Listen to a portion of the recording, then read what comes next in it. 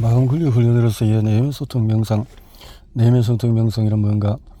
마음 근력 훈련을 위해서는 변도체 안정화와 전전도 피질 활성화를 해야 한다. 변도체 안정화를 위해서는 몸과의 내면 소통이 필요하고, 전전도 피질 활성화를 위해서는 마음과의 내면 소통이 필요하다. 내면 소통 명상은 어떤 신비로운 경지에 다다르기 위한 특별한 노력도 아니고, 세상을 등지고 비현실적인 자기만의 세계를 추구하는 것은 더욱 아니다. 내면 소통 명상은 마치 운동과도 같다. 꾸준히 운동하는 것이 몸의 건강에 도움이 되는 것처럼, 일상생활에서 꾸준히 명상하는 것은 마음의 건강에 큰 도움이 되며, 나아가 마음 근력 향상을 위한 좋은 훈련이 된다. 뇌과학자들이 최근 명상의 효과에 대해서 지대한 관심을 기울이며 수많은 연구를 쏟아내기 시작한 이유는, 전통적인 명상 수행 방법들이 변도체의 안정화와 전전도 피질 활성화를 위한 훈련 요소들을 체계적으로 발전시켜 왔기 때문이다. 종교적인 관점에서 보자면 다양한 명상 수행들은 특정 종교적인 체험이나 가르침을 실천하기 위한 것이다. 그러나 뇌과학적인 측면에서 보자면 명상 수행은 마음 근력 강화를 위한 신경과학적인 근거가 있는 매우 효과적인 훈련법이다. 마크 블랭크의 모델을 통해서 살펴보자면 내면 소통에는 세 종류가 있다. 첫 번째, 내부 상태와 감각 상태 사이의 소통이다. 감각기관을 통해서 의식으로 올라오는 다양한 감각 정보가 능동적인 처론을 통해서 어떤 감각과 느낌으로 생성되는지 알아차리는 것이다. 감각에는 시각, 청각, 촉각, 미각, 후각뿐 아니라 고유 감각과 내부 감각도 포함된다. 두 번째는 내부 상태와 행위 상태 사이의 소통이다. 움직임과 감정들이 어떤 움직임을 만들어내는지를 알아차리는 것이다. 의도와 움직임의 관계에 집중하는 소통이라 할 수 있다. 세 번째는 내부 상태와 내부 상태 사이의 소통이다. 내부 상태에 존재하는 여러 에이전트 관계에 집중하는 소통이다. 스스로 자의식을 돌이켜보거나 배경자의 존재를 알아차리는 것이 이에 해당한다. 자기 내부 상태에서 끊임없이 생성되는 작동하는 자의식을 실시간으로 들여다보려는 시도는 여러 명상 전통에서 공통적으로 발견된다. 그런데 이러한 시도는 대화를 통해서도 가능하다. 우리는 이것을 인간관계를 통한 명상 혹은 대화를 통한 명상이라고 부를 것이다. 내재적인 질서가 여기에서도 유정한 개념인데, 대화에서는 서로에 대한 영향이 지속적으로 흘러나가고 흘러들어오는 것이기 때문이다. 대화를 하면서도 우리는 알아차림의 능력을 발휘할 수 있다. 대화 중에 나와 다른 사람의 커뮤니케이션을 바라볼 수 있을 뿐만 아니라 순간순간 일어나는 나와 나 자신 사이의 대화도 알아차릴 수 있다.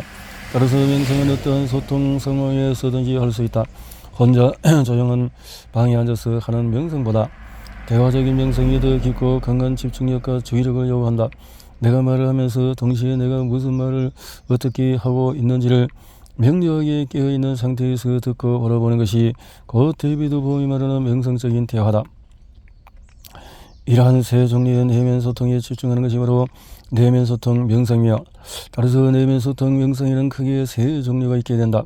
첫 번째가 감각 명상, 두 번째가 움직임 명상, 세 번째가 배경자 명상인데, 이들 모두 변도체의 안정화와 전전도 피질 활성화에 효과가 있지만, 특히 첫 번째와 두 번째 변도체의 안정화와 감정 조절에 초점을 맞춘 것이고, 세 번째는 상대적으로 전전도 피질 활성화 효과가 더 크다고 할 수 있다.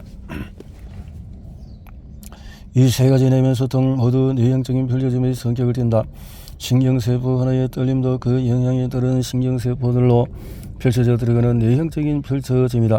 거기서 전달되는 메시지로서의 정보는 없다. 형성적인 과정으로서의 정보만 있을 뿐이다. 그것이 내재적인 질서로서의 능동적인 추론의 본질이다. 상향과 하향의 과정이 순간적으로 일어나는 것처럼 보이지만 사실 이는 바다 수면에 파도가 생겨났다 사라지는 것과 유사하다.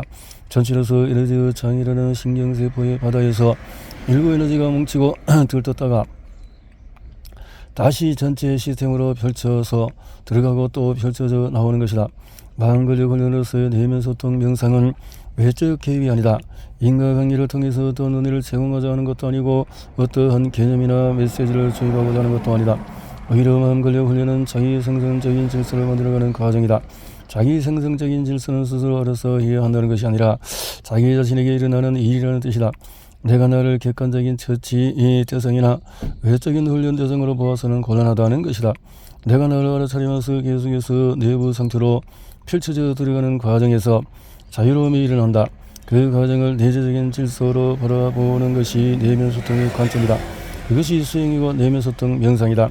전통적인 명상 수행의 핵심은 내가 경험하는 나의 생각, 감정, 감각, 움직임 등을 지금 여기서 실시하는 알아차리는 데 있다. 지속적이고도 구체적인 자기 참조 과정이 곧 명상 수행이다. 이는 곧 배경자가 경험자의 다양한 측면을 알아차리는 것이다. 배경자에 대한 인식이야말로 자기 참조 과정의 핵심이므로 알아차림 훈련을 하면은 BMPFC의 중심의 신경망이 활성화되고 편도체는 안정화된다. 반대로 편도체가 활성화되고 MPFC 신경망 기능이 저하된 상태에서는 알아차림을 하기가 힘들다. 따라서 마음 근력 훈련을 시작하는 사람이라면 몸이 주는 여러 감각 정보에 대한 주의 집중과 근육의 이완을 통해서 특히 호흡에 집중함으로써 먼저 편도체를 가라앉히는 훈련을 해야 한다. 전통적인 명상 수행 방법들을 살펴보면 용어나 개념은 다 달라도 그 핵심에는 공통적으로 내면 소통 훈련의 요소가 포함되어 있음을 알 수가 있다. 그 중에서 뇌과학적인 연구를 통해서 편도체의 안정화와 전두피질 활성화의 효과가 입증된 명상 방법들을 체계적으로 정리한 것이 여기서 소개하는 내면소통 명상이다. 내면소통 명상의 구체적인 내용에 대해서는 제8장에서 살펴보기로 하고, 여기서는 우선 내면소통과 관련된 다양한 명상 전통들이 현대사회에서 어떻게 받아들여지고 있는지를 간략히 살펴보도록 하자. 현대사회에서의 다양한 명상 전통, 감성 지능 이론으로 널리 알려진 데니얼 고울먼은 미국의 대표적인 명상 1세대다.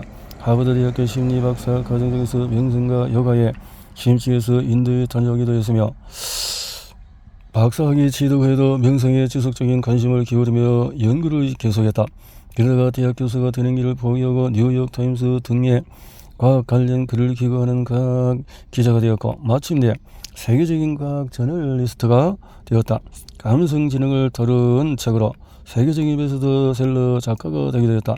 감성질환에서 설명하는 핵심 개념들은 모두 오랜 명상 수행 경험을 통해서 얻은 것이다. 젊은 시절 명상에 심취하던 고울먼은 자신의 책에서 다양한 명상 경험이라는 제목으로 1977년에 출간했다.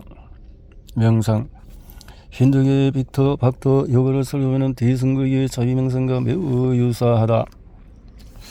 5세기경의 스리랑카 부타 고사가 그런 내용이 있고 개연 우리의 일상생활에 깊이 들어가서 요가 역시 대표적인 명상수행법이다.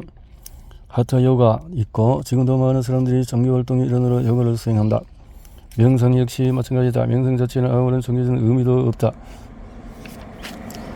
사티, 알아차림 마음챙김, 영어, 사티, 사정이 이름에도 지난 100여 년 동안에 전 세계적으로 마인드풀니스라는 말이 명상을 지칭하는 말로 통용되어 왔고, 정신과 의사이자 명상 전문가 데니얼 시겔은 마인드풀니스라는 표현을 했다.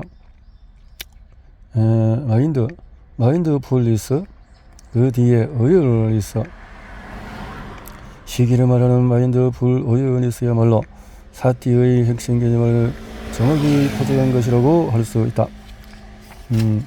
명상 책에서 마음챙김이라는 용어는 관련된 것을 언급하는 경우에 꼭 필요할 때만 제한적으로 사용하고 또 사티 번역으로 되도록 알아차림이라는 용어를 사용했음을 밝힌다. 그랬네요. 사티 명상과학